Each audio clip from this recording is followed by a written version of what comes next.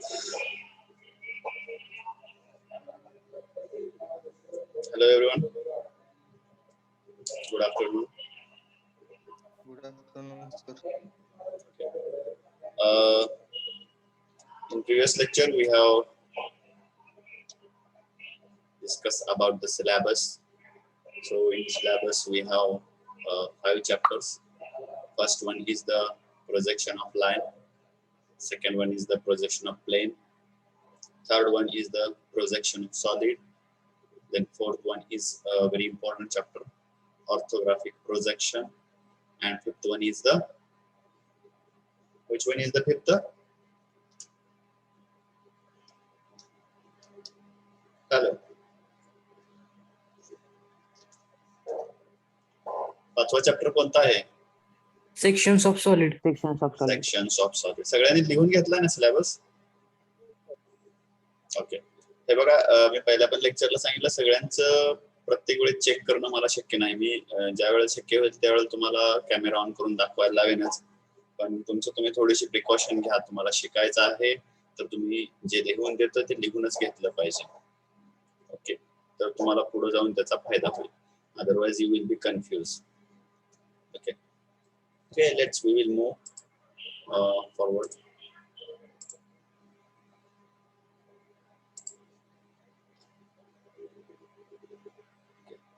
Whiteboard visible hai? Yes, sir. Yes, sir. So on that, today we will see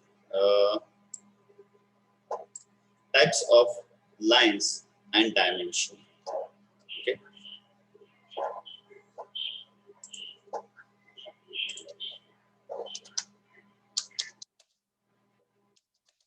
You also have to write with me types of lines. So in engineering drawing,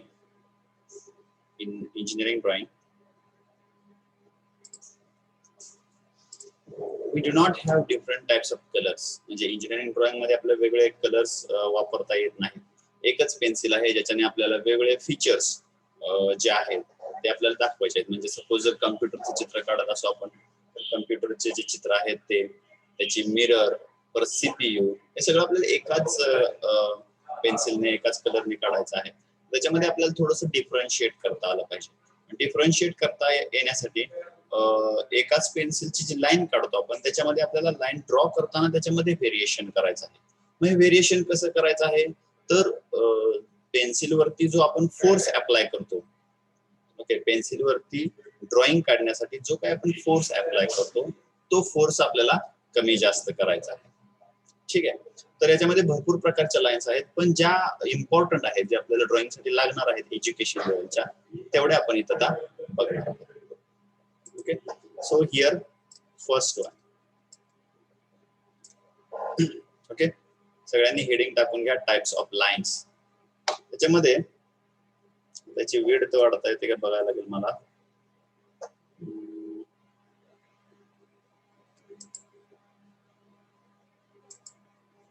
Okay, so this line is the dark line. You have to make 3 columns.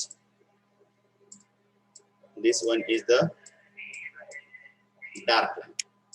Okay, इथं feature, त्याच्यानंतर त्याचं नाव, आणि इथं कशासाठी use केली जाते, use, okay, किंवा application म्हणू आपण.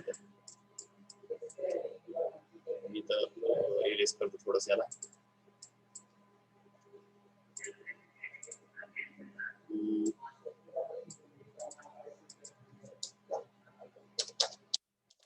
लाईन, नेम म्हणू आपण त्याला, नेम. आणि थर्ड जे आहे इथं, this one is the application. Okay. So this one is the first line. कोणती लाईन आहे? फर्स्ट लाईन आहे, जिला आपण कोणती लाईन म्हणतो? डार्क लाईन म्हणतो. ही जी लाईन डार्क आहे ती आपल्याला पूर्ण फोर्स अप्लाय करायचा आहे पेन्सिल वरती आणि ती ड्रॉ करायची. फक्त पेज फटणार नाही एवढी काळजी घ्यायची. एवढं पण जास्त दाबायचं नाही की पेज फटलं पाहिजे. ठीक आहे, तुमच्या लक्षात आलं असेल ही जी लाईन आहे ती ड्रॉइंग मधली सगळ्यात जास्त डार्क लाईन. आता ही लाईन कशासाठी वापरली जाते, तर जो काही आपला ऑब्जेक्ट काढणार आहे, फॉर एक्झाम्पल आपण गाडीचं जर चित्र काढलं, जी काही गाडी दिसते त्याची जी आउटलाईन आहे किंवा आतमध्ये जे आपल्याला व्हिजिबल पार्ट आहे थोडक्यात जे दिसतात समोरून, ओके, काय आहेत, दिसतात समोरून.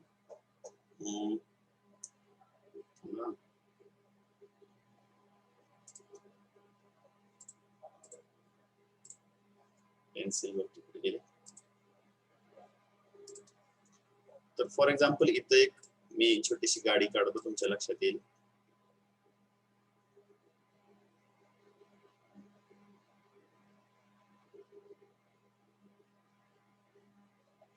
ओके, तर ही गाडीची जी आउटलाईन मी ड्रॉ केली ती, किंवा इथं सपोज डुअर आहे, ओके, इथं हा दरवाजा आहे असा, इथं पाठीमागे एक दरवाजा आहे, ओके, त्याच्यानंतर इथं ह्याचं व्हील आहे, टायर आहे suppose.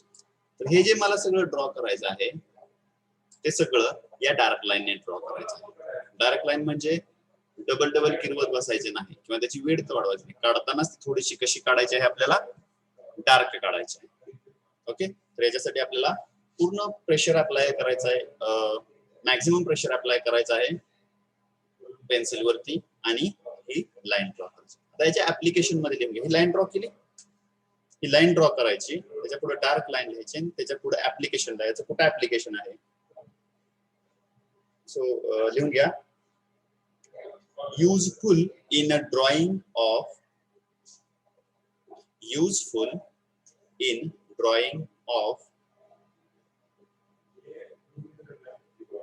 outline of objects.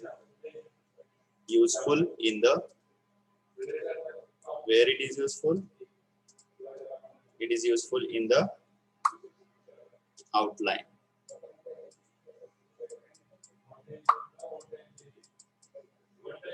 And second one is it is used, ते पुढल्या outline of object, full stop. These lines are mainly used, these lines are mainly used for visible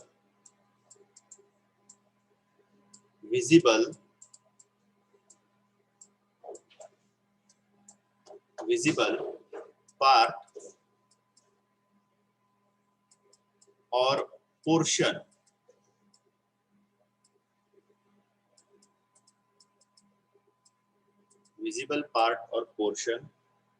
of component.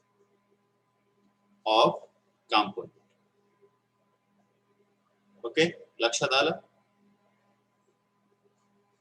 Hello, Yes, sir. Yes, sir. तर ही जी dark line आहे ही कुठे वापरायची, ज्या ठिकाणी visible components आहेत अशा ठिकाणी आपल्याला ही डार्क लाईन काय करायची आहे, वापरायची. त्याच्यानंतर सेकंड जी आहे याच्यापेक्षा थोडीशी डार्क, ती म्हणजे फॉर एक्झाम्पल अशी, त्याचं स्ट्रेट लाईन येत नाही सगळा, ही लाईन आहे, याला म्हणतो आपण थिन लाईन. कशी, this one is the thin line. तर ही लाईन कुठे वापरायची आपल्याला, ही जी थिन लाईन आहे, ही थिन लाईन ही शक्यतो डायमेन्शनिंग साठी वापरायची आहे. म्हणजे आपण जो ऑब्जेक्ट काढतो त्याला आपल्याला डायमेन्शन द्यावे लागतात, कारण इंजिनिअरिंग ड्रॉइंग हे टोटली कसं आहे, with the help of drawing आहे, सॉरी डायमेन्शन आहे. डायमेन्शन नुसार आपण सगळं इंजिनिअरिंग ड्रॉइंग काढत असतो. आता ही जी मी डायग्राम काढलेली आहे ही फ्री हँड आहे. ओके, याला जर मला डायमेन्शन द्यायचे असतील तर मला इथं थिन लाईनचा वापर करावा लागतो. ओके, इथं मला काय करावं लागतो, थिन लाईनचा वापर करावा लागतो.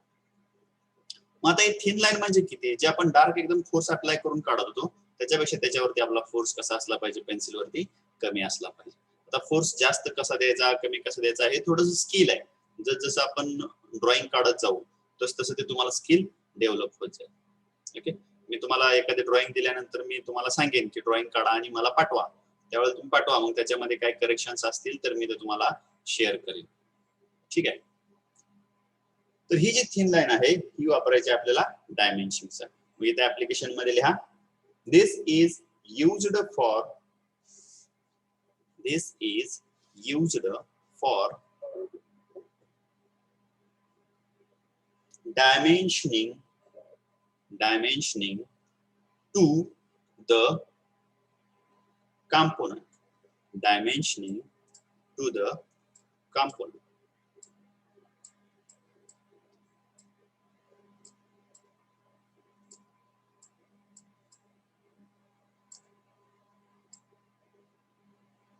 Okay, so this is second type of line. First one is the dark line, which is used for the visible part or portion of the component.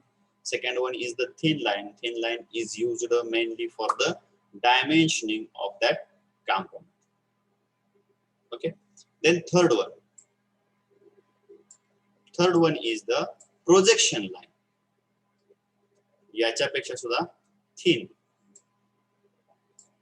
Okay, आता ही जवळजवळ तुम्हाला एकसारखी दिसते पण त्याच्यापेक्षा सुद्धा थिन, पुसट. ओके, प्रोजेक्शन लाईन ही कशासाठी, याला प्रोजेक्शन लाईन म्हणतो आपण. याला काय म्हणतो इथं,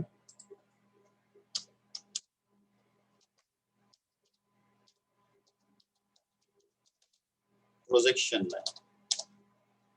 तर ही जी प्रोजेक्शन लाईन आहे ही कुठं वापरली जाते, तर एका व्ह्यू मधून दुसऱ्या व्ह्यू मध्ये ज्या वेळेला आपण डायग्राम काढतो, एका व्ह्यू मधून दुसऱ्या व्ह्यू मध्ये आपण डायग्राम काढतो. म्हणजे बघा,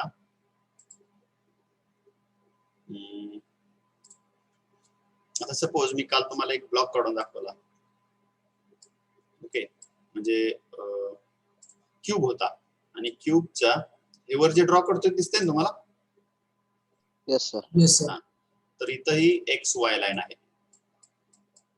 एक्स वाय लाईनच्या वरती व्हर्टिकल प्लेन आहे आणि खाली हॉरिझॉन्टल प्लेन आहे.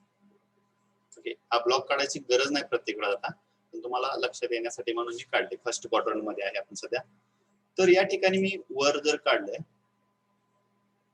हा स्क्वेअर आला, क्यूबचा जो फ्रंट व्ह्यू आहे तो स्क्वेअर आला आणि त्याचा टॉप व्ह्यू जर मला काढायचा असेल तर मी काय करतो, हा जो फ्रंट व्ह्यू आहे त्याच्या पासून जे पॉइंट्स मिळणार आहेत त्याच्यापासून काही लाईन्स घेतो. मी कशा लाईन्स घेतो, तर ह्याचे जे कॉर्नर्स आहेत त्याच्यापासून असे स्ट्रेट लाईन खाली घेतो. ओके, आणि त्याचा वापर करून मी इथं टॉप व्ह्यू ड्रॉ. ह्या ज्या लाईन्स आहेत, या लाईन ज्या आहेत या प्रोजेक्शन लाईन आहेत. या कशा आहेत, प्रोजेक्शन लाईन. आता या किती फेंट असायला पाहिजेत, बऱ्याच जणांना प्रश्न पडतो किती फेंट असायला पाहिजे. तर मी ज्या वेळेला समोर माझ्या डायग्राम पकडतो, ओके, म्हणजे ऍक्च्युअल परफेक्ट ड्रॉइंग जर म्हटलं आपण, ज्या वेळेला मी समोर पकडतो ड्रॉइंग माझ्या, म्हणजे आपण वाचताना जेवढ्या अंतरावर पकडतो तेवढ्या अंतरावर जर मी पकडलं तर मला त्या प्रोजेक्शन लाईन दिसायला पाहिजे. आणि ज्या वेळेला मी तेच ड्रॉइंग अशा थोड्याशा हाताच्या माझ्या अंतरावर पकडतो, हाताच्या अंतरावर पकडतो, त्यावेळेला मला फक्त ते स्क्वेअर आहेत ना दोन, म्हणजे फ्रंट व्ह्यू मधला स्क्वेअर आणि टॉप व्ह्यू मधला स्क्वेअर, हे दोन स्क्वेअर दिसायला हवे. ही जी मधली प्रोजेक्शन लाईन आहे ही दिसायला नाही पाहिजे. याला परफेक्ट ड्रॉइंग म्हणतो आपण एकदम.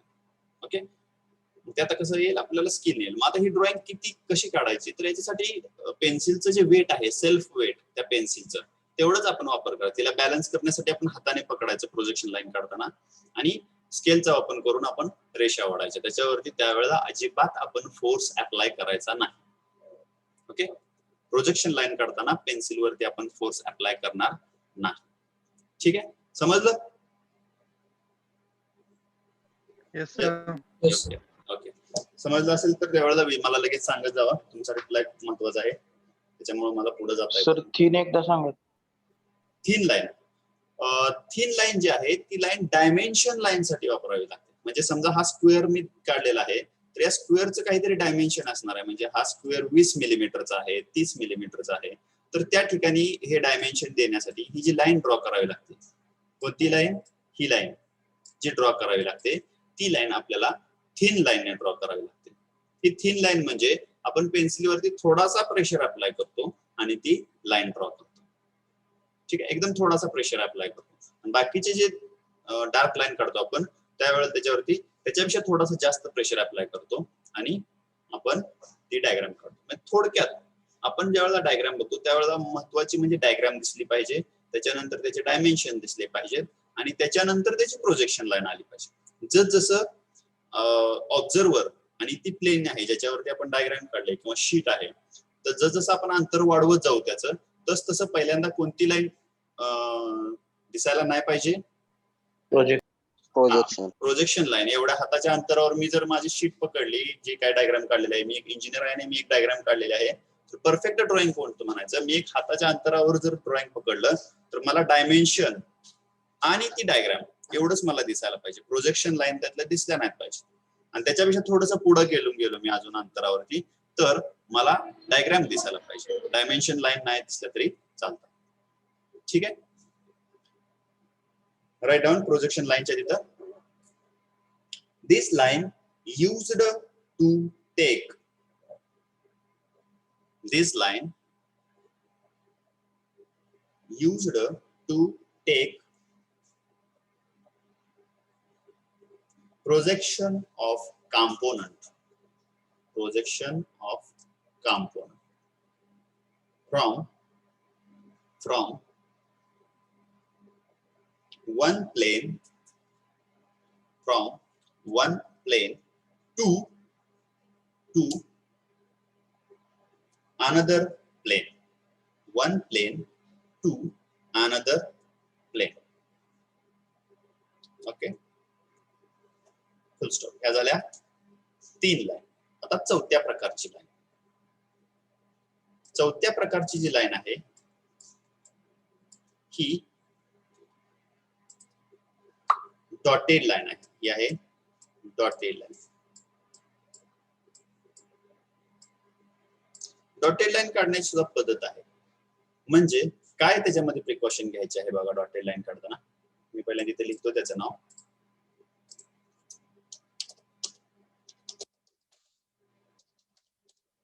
Dotted line. डॉटेड लाईन काढताना काय आहे माहिती आहे का, काही मुलं कशी करतात, असे, आता याच्यावरती मला दाखवता येणं थोडा अवघडच आहे कारण हाताने असे ह्याच्यावरती क्लिअर येते, पण काही मुलं कशी करतात असे असे असे करत जातात, तर ते नाही. डॉटेड लाईन काढताना एक डॉट काढताना त्यातला पेन्सिल टेकवल्यापासून पेन्सिल उचलेपर्यंत तेवढाच फोर्स असायला पाहिजे. ठीक आहे, ही डॉटेड लाईन जवळजवळ 2 मिलीमीटर पर्यंतची असावी. ठीक आहे, 2 मिलीमीटरच्या आतले असले तरी पण चालते, काय अडचण नाही. ठीक आहे, 1 ते 2 मिलीमीटर पर्यंत हे अंदाजे काढायचं आपल्याला, ते काय मोजून काढायचं नाही, पण साधारणतः किती डॉटेड असावे. तुम्ही म्हणाल ही पण डॉटेडच लाईन आहे सर.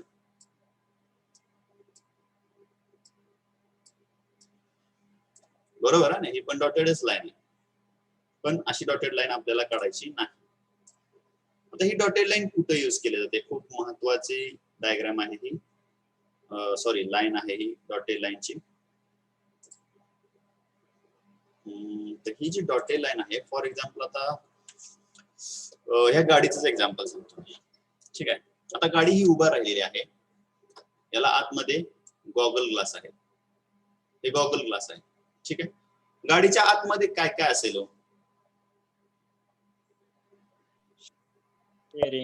सेट, टेरिंग, बरोबर आहे. अजून कोण माणसं बसली असतील तर माणसं असतील, बरोबर आहे. येस. पण ही जी माणसं आहेत ती आपल्याला बाहेरून दिसतायत का? नाही. स्टीअरिंग दिसते का? नाही दिसत आहे, गॉगल का असल्यामुळे. हा, ते त्या दरवाजाच्या आत असल्यामुळे दिसत नाही, पण ते तिथं आहे. बरोबर आहे, ते दिसत नाही पण तिथं आहे. हे ज्या वेळेला आपल्याला दाखवायचं असतं त्यावेळेला आपण डॉटेड लाईन काढतो. म्हणजे फॉर एक्झाम्पल समजा मला या गाडीमध्ये जर आतमध्ये काय आहे हे दाखवायचं असेल त्या ड्रॉइंग मध्ये, तर मला ही डॉटेड लाईन यूज करावी लागेल. म्हणजे स्टीअरिंग काढायचे सपोज इथं मला, तर स्टीअरिंग मला कशी काढायला दाखवावं लागेल, याच्यामध्ये ही डॉटेड ने दाखवावं लागेल. हा चालवणारा माणूस, आम्हाला कंटिन्युअस लाईन नाही दाखवता येणार. हा कसा दाखवेल, इथं असणारी सीट ज्याच्यावरती हा माणूस बसलेला आहे, ओके, किंवा पाठीमागे असणारी सीट आहे. ओके, हे जे इनव्हिजिबल पार्ट आहेत ते आपल्याला काय करावे लागतात, डॉटेड लाईनने दाखवावे. ते कसे दाखवावे लागतात आपल्याला, डॉटेड लाईनने दाखवावे. समजलं डॉटेड लाईनचा यूज काय आहे? Yes, sir. Okay. Write down in dotted line. Dotted line is used to express. Dotted line is used to express invisible portion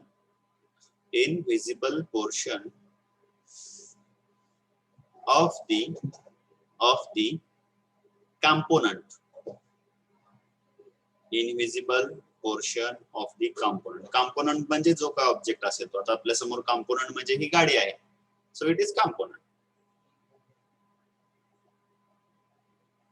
Okay. And last one is the center line. Last one, line number 5. अजून पण line आहेत पण त्या काय आपल्या गरजेच्या नाहीत. Centre line म्हणजे एक कंटिन्युअस थोडीशी मोठी, त्याच्या पुढे एकदम छोटी, त्याच्यानंतर एकदम मोठी, त्याच्यानंतर छोटी. अशा लाईन तुम्ही बघितल्या असतील काय काय डायग्राम मध्ये ज्यावेळेस सर्कल काढतो. कारण प्रत्येक सॉलिड जर आपण बघितला तर त्याला सेंटर लाईन असते. त्याला काय असते? सेंटर लाईन असते. ही कोणती लाईन आहे? This one is the centre line.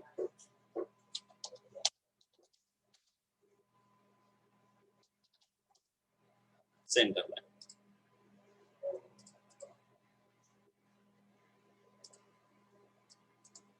Centre line कुठं वापरायची आपल्याला? ही सेंटर लाईन प्रत्येक वेळेला वापरलीच पाहिजे असं पण नसतं, किंवा तो त्या कॉम्पोनंटचा भाग पण नसतो. ऍक्च्युअली ही इमॅजिनरी असते. प्रत्येक ऑब्जेक्ट जो आहे त्याला सेंटर असतो.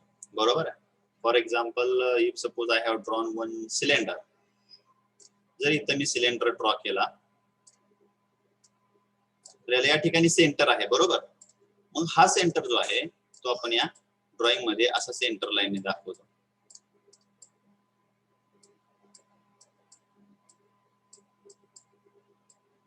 ही सेंटर लाईन जी आहे ती ऑब्जेक्टच्या थोडीशी बाहेर काढलेली असते. ठीक आहे.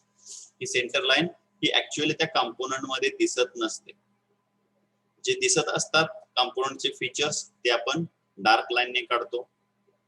जे दिसत नाहीत ते डॉटेड लाईनने काढतो. ओके. दिसत नाहीत पण तिथं आहेत, ओके, फिजिकली प्रेझेंट आहे, तर ते आपण डॉटेड लाईनने काढतो. आणि सेंटर लाईन ही इमॅजिनरी लाईन आहे ऍक्च्युअली. असं तिथे कुठं सेंटर लाईन आपल्याला दिसत नाही. ठीक आहे. पण त्याला सेंटर आहे. लाईन दिसत नाही पण तिथं सेंटर असतो. ती लाईन आपण या सेंटर लाईनने यूज करतो. या सेंटर लाईनचा वापर आपल्याला सर्कल काढण्यासाठी किंवा डिस्टन्स मोजण्यासाठी, एका सेंटर लाईन पासून दुसऱ्या सेंटर पर्यंत डिस्टन्स मोजण्यासाठी त्या सेंटर लाईनचा वापर होतो. ठीक आहे. याच्या पुढे लिहून घ्या.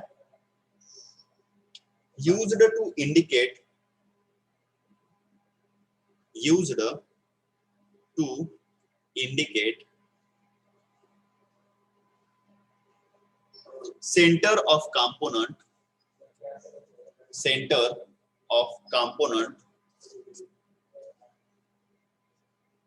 in x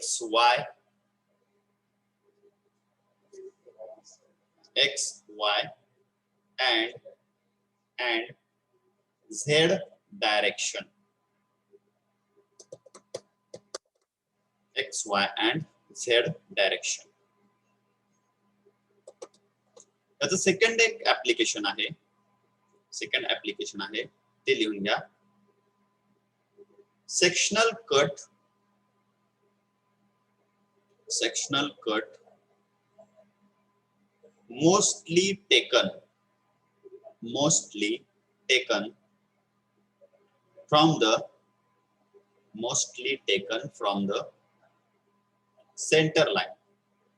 mostly taken from the center line. Okay, full stop. So these are the lines which we have to use in further drawing. हे सगळे जे लाईन्सचे टाइप्स आहेत हे टाइप्स आपल्याला यूज करायचे आहेत.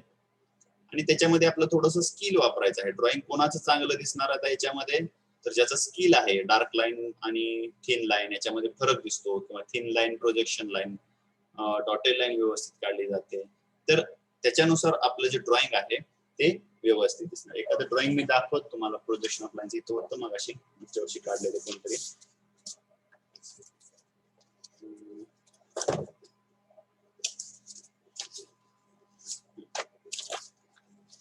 ही असाइनमेंट एक आहे माझ्याकडे राहिलेली कोणाच तरी,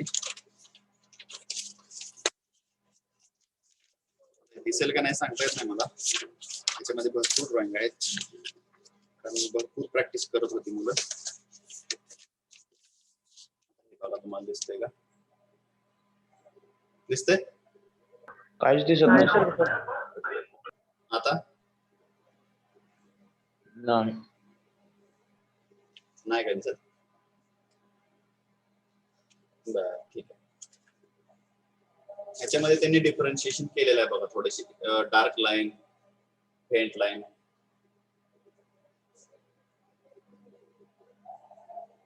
आहे विजिबल का नाही? फक्त डार्क लाईन दिसते सर. फक्त डार्क लाईन दिसतात ना? ओके, बाकी सगळे थिन लाईन काढलेले आहेत त्यांनी प्रोजेक्शन लाईन. कारण प्रोजेक्शन ऑफ लाईन मध्ये दोनच लाईन डार्क दिसतात, याच्यामध्ये दोनच लाईन फक्त डार्क दिसतात. एक वर डार्क दिसते आणि एक XY च्या खाली डार्क दिसते. बरोबर, ठीक आहे. एक दाखवायचं म्हणून तुम्हाला दाखवलं. तुम्हाला अशा प्रकारे थोडस ड्रॉइंग काढावं लागणार आहे.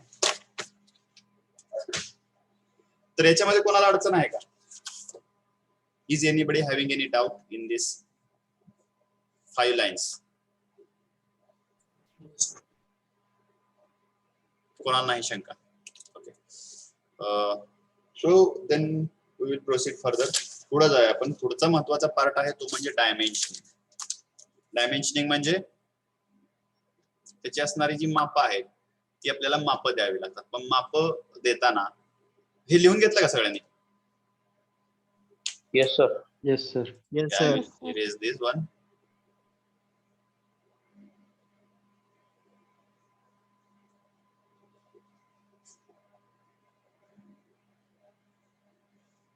पुढच्या लेक्चर पासून किंवा 1 तारखेपासून आपला जो टाइम लिमिटेड आहे 40 मिनिटाचा, तो आपण वाढवून घेणार आहे. म्हणजे सगळ्याच लेक्चरचा, म्हणजे 40 मिनिटांनंतर जे बंद होतंय ते उद्यापासून किंवा मॅक्झिमम 1 तारखेपासून आपण हे टायमिंग एक्सटेंड करून घेणार आहे. त्याचे पैसे भरून आपण ती घेणार आहे. ठीक आहे. Next point is the dimensioning.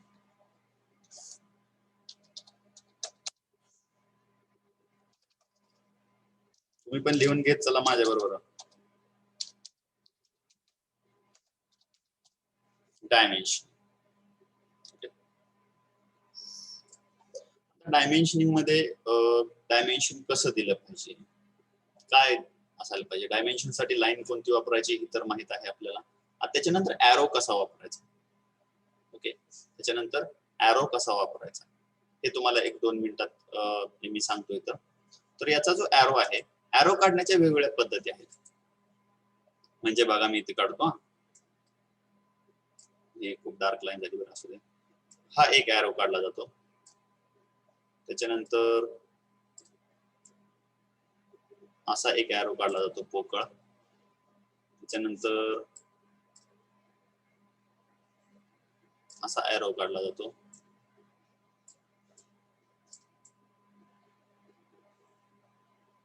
त्याच्यानंतर हा भरीव काढला जातो. बरोबर आहे. हे वेगवेगळे ॲरोज आहेत. मला इथं त्याच्यामुळे जरा व्यवस्थित काढता येत नाही माऊसवर काढत असल्यामुळे. पण आपल्याला हे जे सगळे ॲरो आहेत त्याच्यामधला हा जो शेवटचा ॲरो आहे हा असा ॲरो काढायचा. कळाला? ज्या वेळेला आपण डायमेन्शन देतो त्यावेळेला आपल्याला हा असा ॲरो काढायचा नाही. म्हणजे याच्या अगोदर आपण XY लाईन काढली की असा ॲरो काढत होतो. ओके, काही जण थोडेसे त्याच्यामध्ये थोडे ऍक्टिव्ह असतील तर ते असा काढत होते भरीव. पण आपल्याला तो कसा काढायचा, पूर्ण भरीव काढायचा आहे. आणि बरेच जणांना काढताना अजून बरेच जण चुकतात, मी वर्गात काढून हा असा काढतात. हा नाही, या ॲरो मध्ये आणि या ॲरो मध्ये फरक आहे. ठीक आहे,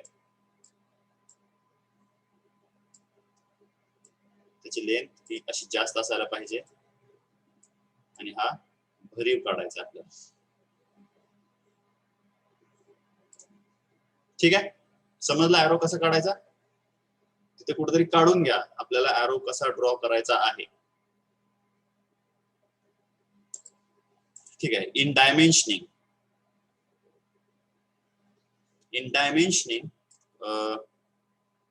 we will see some point. काय काय त्याचा क्रायटेरिया आहे. तर डायमेन्शनिंग मध्ये सगळे जे डायमेन्शन आहेत, all dimensions in millimetre. All dimensions should be in millimetre. आता 1 मिलीमीटर म्हणजे काय आहे मी तुम्हाला सांगितलेलं आहे. आपली जी स्केल आहे त्याच्या सेंटीमीटरची जी बाजू आहे त्याच्यामध्ये 1 सेंटीमीटर म्हणजे किती आहे? 10 millimeter. 10 millimeter.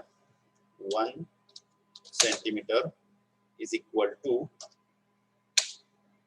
10 millimeter. तर 10 मिलीमीटरची लाईन काढा म्हटलं की तुमच्या स्केल वरती 10 मिलीमीटरची काढायची. आता इथून पुढे सेंटीमीटर मध्ये आपण बोलायचं नाही. इथून पुढे सगळं जे आपण कसं करणार आहे, मिलीमीटर मध्ये डायमेन्शन घेणार आहे. ठीक आहे. त्याच्यानंतर हे मिलीमीटर जे आहे ते प्रत्येक डायमेन्शनच्या ठिकाणी लिहायची गरज नाही. म्हणजे बघा, आता ड्रॉइंग काढावीच लागेल मला कशीच तरी, त्याच्याशिवाय सांगता येणार नाही. समजा हा एक ब्लॉक आहे साधा, इंडस्ट्रीमध्ये कुठेतरी यूज होतो. ठीक आहे. तर याला इथे मी एक डायमेन्शन दिलं. समजा हे डायमेन्शन आहे 100 मिलीमीटर.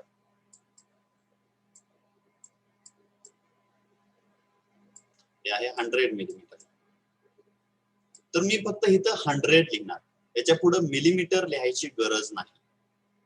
आलं लक्षात तुमच्या? Yes or no? Yes, sir. Yes, sir. आणि जी काही शीट प्रोव्हाइड केली जाते त्याच्या खाली इथे टायटल ब्लॉक असतो. त्या टायटल ब्लॉक मध्ये आपण एकदाच लिहितो इथं ब्लॉकच्या वर, all dimensions are in millimetre असं एकदाच लिहितो. त्याच्यानंतर पूर्ण शीट मध्ये आपण कुठंच डायमेन्शनचं जे युनिट आहे ते लिहित नाही. All dimensions in millimetre, omitting the abbreviation.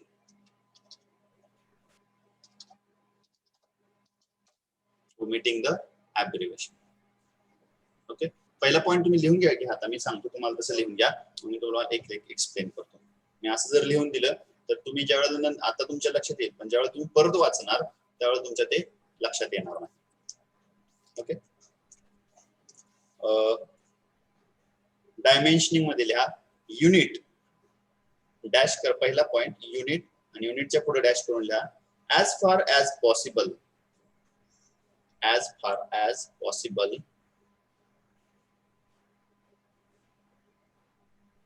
all dimensions should be given, all dimensions should be given in millimeters, in millimeters, comma, comma, omitting the abbreviation, omitting the abbreviation mm, small mm काढायचं, omitting the abbreviation mm, full stop. त्याच्यामध्येच a footnote, a footnote, a footnote such as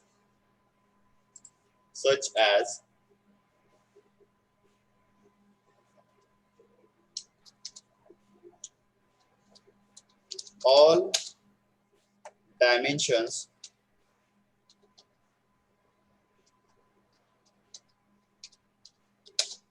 are in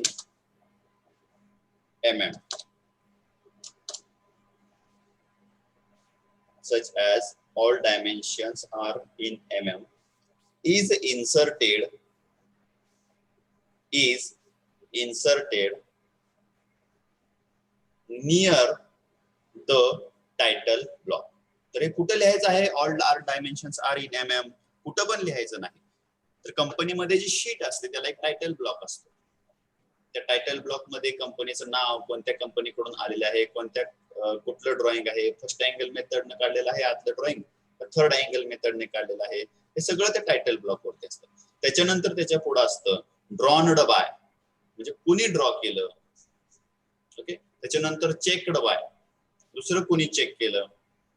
okay, आणि त्याच्यानंतर main डिझाईनचा जो design manager आहे त्याची sign असते, आणि त्याच्यानंतर ते शीट बाहेर पडतं. तर तो जो टायटल ब्लॉक आहे त्या टायटल ब्लॉकच्या तिथं हे लिहायचं आहे, all dimensions are in mm. Okay, त्याची पण जागा फिक्स आहे, ठरलेली आहे. दुसऱ्याच्या हातात गेले की लगेच तो बघणार मिलीमीटर मध्ये आहे लिहिलंय का, कुठे लिहिलंय ती जागा फिक्स आहे. ठीक आहे, तर हे त्याच्यामध्ये सांगायचं. So before that we will take attendance. पुढे अजून आहेत पॉईंट थोडेसे, पण त्याच्या अगोदर आपण अटेंडन्स घेऊ. 2 मिनिटं राहिलेले आहेत. Roll number 1. Yes, sir. 2, Yes, sir. 3, Yes. 4, Present. 5 is absent. त्यांनी सांगितलेलं आहे मला. 6, Yes, sir. 7,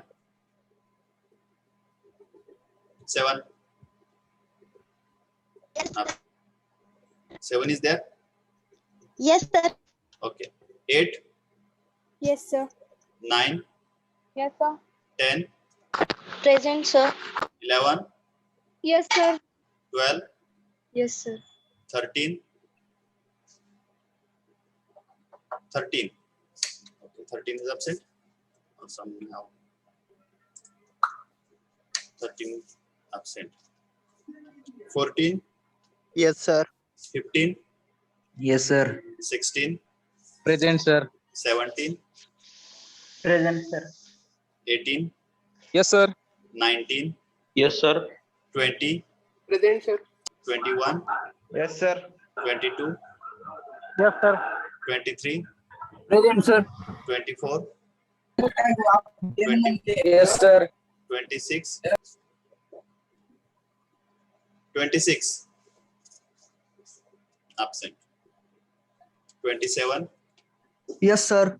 28, Yes, sir. 29,